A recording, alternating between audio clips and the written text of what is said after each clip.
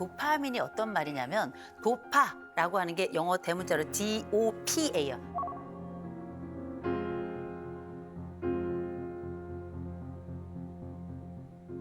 스웨덴에 있는 한 연구재단에서 뭘 했냐? 이 도파민이 실제 우리에게 쾌감을 만들어내고 그다음에 쾌감을 유도하기도 하고 사람은 자꾸 쾌를 추구하게 되는 그 근본적인 원인이라는 걸 찾아내게 된 거예요. 여러분 이제 음식을 주문해서 먹잖아요. 우리가 뭐라고 그래요? 너무 맛있겠다. 얘기하죠. 이때가 도파민이 제일 많이 터져요. 아, 나오기 전까지. 맞아, 맞아. 너무 설레요. 어쩌면 우리는 이 도파민이라는 것 자체가 기쁨이 아니라 오히려 우리의 기대를 향해 달려가고 있다는 걸 먼저 알고 계셔야 되고요. 그런데 이 도파민이 늘 좋은 것이라고 생각하시는 분들도 계시죠? 그렇지도 않습니다. 애나 렘키라고 하는 교수가 스탠퍼드대 교수인데 이분이 이제 연구를 통해서 어떤 이야기를 하냐면 도파민은 말입니다. 오르는 지점이 있으면 떨어지는 지점이 있는 그래프를 보여주는 것 같다라고 얘기해요. 오르는 지점은 너무나 행복해. 그러나 내려오는 그 지점은 반드시 고통스러울 것이다. 여러분이 10번의 도파민을 경험했다면 여러분은 10번의 고통을 경험할 것이다. 제가 이제 여쭤볼게요. 두 분은 이를테면 나는 어떤 순간에 도파민이 터진다. 나 이런 순간에 정말 쾌감이 거의 절정이다. 최근에 제가 TV 보는 것도 재미없고 해서 저는 게임을 하나 깔았는데 게임을 깔아서 하다 보니까 애가 할 때마다 징징 울려. 이게 약간 이게 손이 약간 해. 막 깰 때마다. 그러니까 이 느낌이 좀 좋더라고요. 그래서 나도 모르게 100개 채워서 이제 에너지를 하는 게 있는데 100개 넘으니까 나도 모르게 또 8,800원, 9,100원 막 하라고 떠. 그럼 나도 모르게 한 번 누르니까 이게 결제가 되는 거예요. 또 점점 갈수록 돈 따니까 올라가. 근데 나도 모르게 이걸 누르고 싶은 거야. 걷잡을 수 없지. 걷잡을 수 없이. 근데 그걸 계속 하고 싶은 내 마음이 드니까 이거만 하면 게임 나는 끌려고 그랬거든. 근데 그게 안 되게 그 시스템이 안 되게 만들었어. 규준 씨는 어떠세요? 요새는 이제 또 야구 볼 때, 또 특히나 와이프랑 볼 때 그렇게 도파민 터지고 막 우리가 이거 막 놀리는데 막 너무 재밌어 막 그런 막 도파민이 막 나오는 그런 느낌이 있습니다. 우리 여기 앉아 계신 분들도 아마 도파민이 터지는 순간이 있을 거예요. 이 도파민 중독이라고 한다면 대개 이런 경우이죠. 하나, 디지털 중독이라고 하는 영상 중독. 쇼츠 계속 봐. 유튜브 계속 봐. SNS 계속 봐. 이런 것들 많이들 보시잖아요. 와. 제가 이제 상담을 하면서 한 분이 오셨는데 이분이 자꾸 지각을 하는 거예요. 자꾸 지각을 해요. 근데 이분의 지각의 원인은 굉장히 선명했습니다. 지하철을 타고 출근을 하는데 계속 이렇게 쇼츠를 넘기면서 본대요. 그러다 계속 내릴 곳을 놓쳐. 그게 이제 한 번, 두 번, 세 번, 한 달이면 지각을 보통 7번에서 10번을 한대요. 이 정도면 심각한 거 아니에요? 너무 심하다. 이분이 왜 그런가 제가 봤더니 아주 간단했습니다. 이분이 업무 스트레스가 너무 많은 거예요. 업무 스트레스가 너무 많아서 평균 퇴근 시간이 11시 반이에요, 밤에. 아, 아주 작은 회사에서 거의 업무를 전담하고 있으니 업무 스트레스가 너무 강해서 자기도 모르게 회사에 가기 싫었던 거야. 자기도 모르게 내리기 싫었던 거예요. 그러니 이 SNS를 통해서 이 안에 나도 모르게 얘를 붙잡아서 가고 싶지 않았던 마음을 그렇게 드러냈던 것이죠. 우리가 이렇게 SNS에 관련된 중독만 있는 게 아니고 우리 또 소비 중독 많죠? 네. 우리가 말하는 흔히 쇼핑 중독이라고 하는 건 실제 어떤 물건을 많이 산다고 쇼핑 중독은 아니죠. 실질적인 쇼핑 중독은 내가 어떤 것을 사놓고도 산지도 몰라. 그 사야 될 목적도 없이 그냥 사는 거예요. 그래서 뭐라는가? 소비를 통해서 내가 안쪽에 가지고 있는 욕망들을 표출하는데 나라는 사람이 살아있다는 걸 쇼핑을 통해서 물건을 집어 넣으면서 느끼는 거예요. 막상 물건을 산 다음에 집에 내려놓죠? 아무 의미가 없어요. 그러니까 어떻게? 산 걸 또 사. 그리고 산 거를 정리하지 않아. 많아. 그런 사람 많아. 제가 만났던 한 분은 어느 정도냐. 남편이 일주일 7일이 있으면 4일은 출장이고 3일은 야근이에요. 그러니까 이 여인이 집에 혼자 하루 종일 있죠. 그리고 이 아내는 남편을 너무 좋아해요. 남편 기다리는 게 일이야. 근데 실질적으로 이 아내의 기다림은 나중에 병이 되죠. 오랜 기다림 우리에게 병이 되지 않습니까? 그래서 뭐 하냐? 이 아내가 내가 가지고 있는 공허감을 채우기 위해서 끊임없이 쇼핑을 해요. 그리고 현관에다 내려놔요. 그러면 거기 집안일을 도와주시는 가사 도우미 선생님이 계세요. 그분이 물건 한두 가지 빼는 거 말고 나머지는 이 도우미 선생님이 다 가져가세요. 가져가세요. 그러니까 사실 이 물건들은 가사 도우미를 위한 것도 아니에요. 본인을 위한 것도 아니에요. 그저 내 안쪽에 헝한 그 심정을 이 장바구니 안에 넣는 것에 의미가 있는 거죠. 또 한 가지 관계 중독이에요. 그중에서도 자극적 관계 중독. 여기 계신 분들 중에 그런 분들 계신지 모르겠는데요. 환승연애. 환승연애. 이분들은 이별이 슬픈 게 아니에요. 다음에 만날 사람에 대한 기대가 큰 거지. 그래서 이 사람이 나에게 주는 이 기쁨이 사그라드는 동시에 나는 그 사랑도 사그라든다고 느껴요. 그러면서 또 다른 사랑이 시작될 것에 대한 바로 그 설렘이 이어지게 됩니다. 또 하나 우리가 살아가면서 제일 흔한 게 뭡니까? 일 중독이에요. 일 중독. 정말 일 중독자의 핵심은 일을 많이 하는 게 아니에요. 일을 하지 않으면 불안해요. 내가 이미 충분히 많은 일을 하고 있는데도 불구하고 내가 어떤 일을 더 하지 않는 것, 그 공백을 견디지 못하는 것, 이게 바로 일 중독이 가지고 있는 핵심이다라고 생각하시면 돼요. 그러면 일은 이 사람에게 무슨 뜻입니까? 존재의 의미예요. 내가 일을 더 하거나 혹은 충분히 해내지 않으면 난 존재할 가치가 없다고 느끼는 거라 끊임없이 자기의 도파민을 생성해내기 위해서 밑바닥까지 있는 내 에너지를 다 펌프질해서 나중에는 어떻게 완전히 소진이 돼버리죠. 이렇게 멍해지는 현상이 발생해요. 근데 이거보다 요즘 전 국민에게 심각한 중독 현상이 있습니다. 뭐죠? 한방 중독, 주식, 코인, 인생 역전. 기억하셔야 됩니다. 이 모든 것들이 지금은 투자가 아니라 투기로 이어지고 있고요. 인생을 한 방으로 돌리려고 하는데 보통 보세요. 주식으로 어떤 것을 한번 딱 가져본 사람은 다음번에도 주식해요. 코인으로 한 방으로 뭔가를 얻었다가 대신에 코인으로 또 한 방 잃었던 사람들은 다시금 코인으로 이걸 다시 얻고자 합니다. 그러면 어떻게? 기대도 크지만 여기에 따른 리스크도 큰데 기꺼이 그걸 선택하죠. 이게 바로 중독이 가지고 있는 가장 큰 공통점이라고 봐야 될 것 같아요. 자, 그러면 도파민에 중독이 되면 뭐가 문제일까? 아니, 뭐가 문제예요? SNS 하는 거 뭐 문제세요? 문제되지 않아요. 도파민 중독의 핵심은 뭐가 있냐면 지루함을 견디지 못한다는 거예요. 그러니까 엘리베이터 딱 타봐. 다 휴대폰이에요. 그리고 가만히 있지를 못합니다. 어쩌면 우리는 이 지루함이 나에게는 이제 고통이 된 시대가 된 거예요. 또 하나, 쾌감에 대해서 굉장히 무감해집니다. 일상적 쾌감은 쾌감이 아니에요. 이분은 이제 오셨는데 아내가 왔어요. 이제 결혼 생활을 못 하겠다고. 이유는 간단해요. 남편이 도무지 부부 생활을 해주질 않아요. 남편이 침대로 들어오질 않아요. 7년을 연애를 하고 이제 결혼을 해서 지금 4년 차인데 신혼이잖아요. 남편이 부부 생활을 안 한다는 거예요.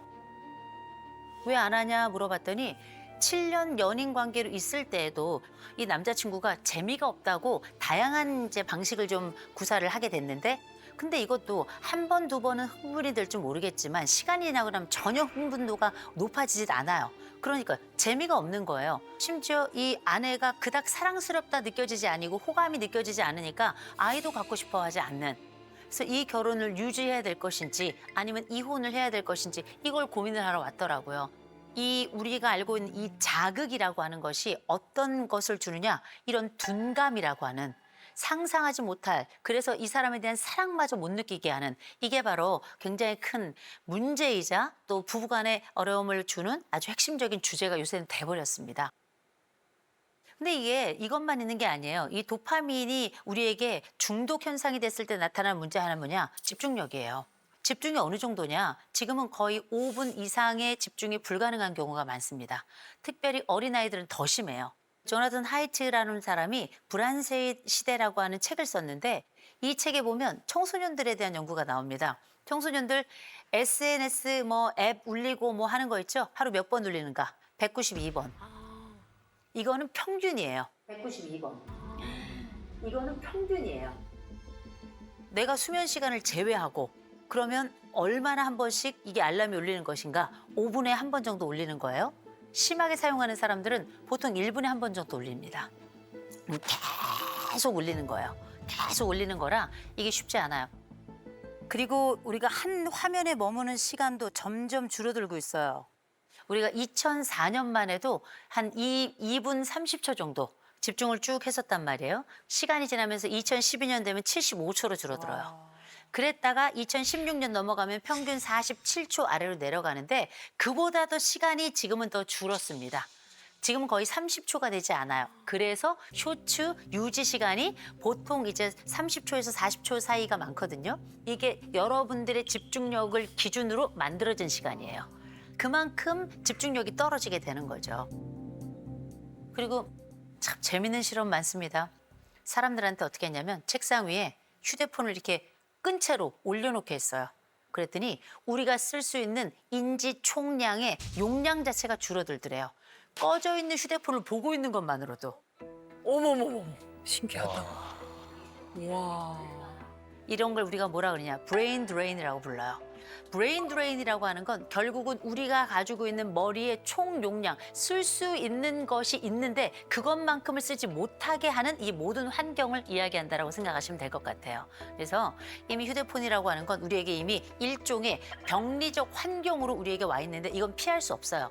자, 그러면 우리가 이제 어떤 식으로 도파민과 관련된 이야기를 이제 풀어낼 것인가, 그 해법을 좀 얘기를 해봐야 될 것 같아요. 어떤 폰이든지 간에 다 뭐가 있냐면 흑백 모드가 있어요. 맞아. 흑백 모드. 실제 우리가 이 휴대폰을 흑백 모드로 바꿨더니 전체 사용 시간이 38분이 줄어들더라. 이런 연구가 있거든요. 그러니 한 번쯤 내가 내 스스로 통제가 잘 안 되는데 휴대폰은 봐야 된다 하시는 분들은 이렇게 흑백 모드로 한번 바꿔보시는 것도 괜찮은 것 같아요. 그다음 불편을 자처하셔야 됩니다. 빠른 행복은 없어요. 뭐든지 빨리 한다면 거기에 따른 부작용이 생길 수밖에 없거든요. 그래서 우리가 많이 하는 게 뭐예요? 일부러 어려운 일을 선택하는 거 아니겠어요? 뭘로? 독서를 일부러 하는 그 이유. 빨리 달려갈 수 있지만 천천히 산책을 하는 그 이유. 이유는 뭡니까? 그 천천히 하는 것에서 천천히 올라오는 일명 슬로우 도파민을 경험하는 거예요. 이런 슬로우 도파민을 경험하면서 내 안쪽에 충만감을 갖는 그 상태를 우리가 뭐라 그래요? 몰입이란 단어를 쓰는 거예요. 그래서 할 수만 있다면 여러분들만의 건강하고 천천히 일어나는 행복의 취미 같은 걸 하나 가지고 있으면 좋아요. 그리고 마지막 하나가 고요하게 1시간. SNS 아무것도 하지 않고 휴대폰 보지 않고 그리고 TV도 보지 않고 그냥 모니터나 이런 거 심지어 소리도 없는 아무 소리도 나지 않게 1시간은 무조건 있자. 이걸 우리가 도파민 단식이라고 부르죠. 요 도파민 1시간 하는 거를 2주일만 하잖아요. 그러면 뇌파가 바뀝니다. 그래서 도파민 중독이 아니라 우리가 알고 있는 삶의 기쁨을 중독되고 또 천천히 나아가는 삶을 만끽하는 여러분이 됐으면 좋겠습니다. 네.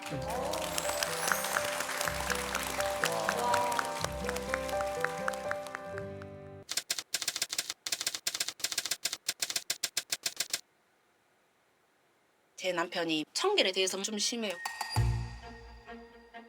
청결. 뭐 저 나름대로 정리를 하거든요.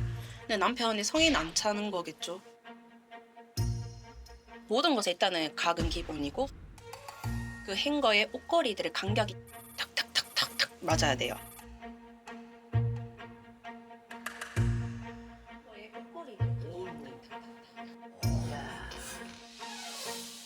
커튼 쳐도 그냥 치는 거잖아요. 근데 그 쳐도 자기만의 그 치는 그게 또 있나 봐요. 그래서 항상 제가 열어놔도 그걸 또 건드려요.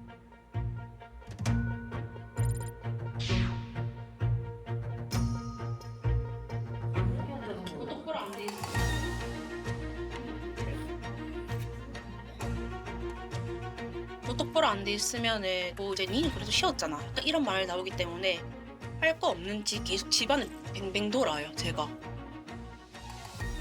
내 집인데 왜 편히도 못 쉬고. 근데 그럴 때마다 제가 죄인이 된 것 같아요.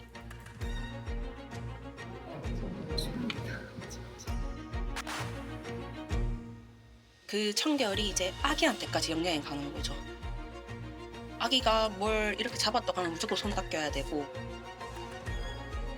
아, 아빠 없으면 많이 만져. 아빠 있으면 너 이렇게 못해. 라고도 얘기를 해요. 이 정도까지 사람이 왜 이렇게 하지? 라는 너무 생각이 드는 거예요, 진짜. 정말 내가 이렇게 살아야 되나 할 정도로의 진짜 막 그게 아렸었어요. 근래까지도.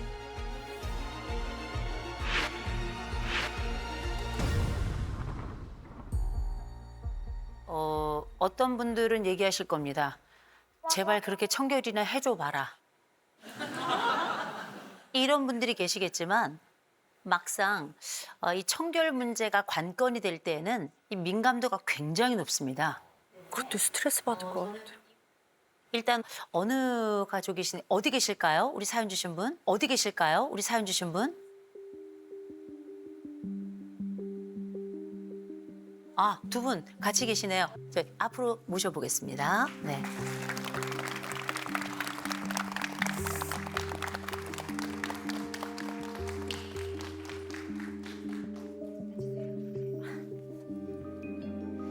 네, 반갑습니다.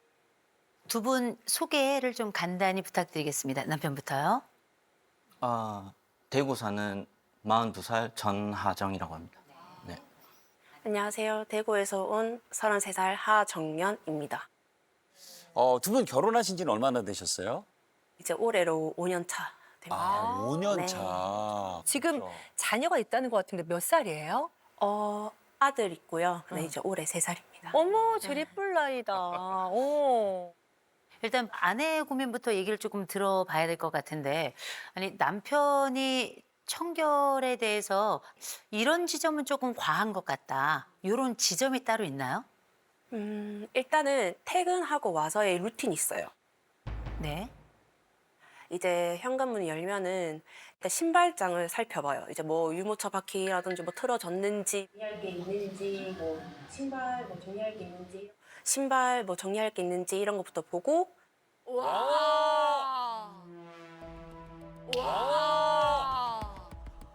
무슨 매장 같아요.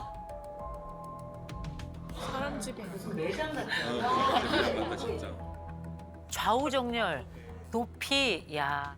저 색깔도 다 맞췄네 지금. 들어와서 일단 옷방에부터 가요. 그다음에 옷방에서도 뭐 흐트러졌는지 간격을 보면서 오늘 이 옷 입었네. 여기 이 옷 옷걸이 빼서 입었네. 어떤 옷을 입었는지 이 옷장이 흐트러진 정도를 정확하게 기억하고 있는 거죠. 네. 이제 옷걸이에 빼서 입고 다시 걸어놨는 것도 알아요. 어머. 야, 늘 저러고 있어요? 네, 매일. 매일. 네. 먼지 하나가 없는 것 같아.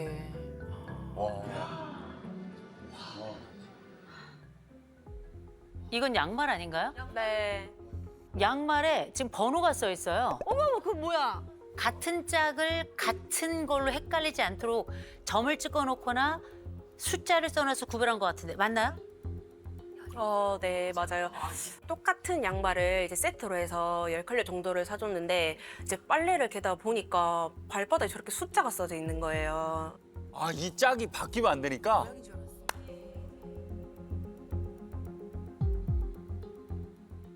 그다음에 나와서 일단은 화장실, 그다음에 슬리퍼 흐트러졌는지부터 해서 정리하고 뭐 문이 열려 있는지 닫혀져 있는지 이런 것도 확인하고 그다음에 마지막으로 저희가 이제 커튼을 펼쳤을 때는 저희 집은 이제 뭔가 주름이 잘 안 잡혀 있어요. 그래서 제가 그냥 커튼을 그냥 치면은 항상 남편은 그 주름 간격을 잡아요.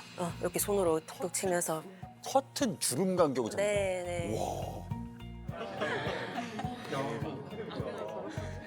그 자기만의 또 기준이 있는 것 같아요. 뭐 중앙선을 여기서부터 해서 쳤을 때 요 간격까지 다 한 다음에 그다음에 이제 좀 씻으러 가도 되나? 약간 이렇게 물어요. 네. 그게 흐트러질 때는 어때요? 일단은 정리를 하면서 꼭 한마디씩 해요. 오늘 유모차 밖에 흐트러져 있네. 커튼이 좀 열려져 있으면은 여기 이 부분이 왜 열려져 있어? 막 후, 이러면서 약간 한숨 쉬고 약간 좀 티를 내고.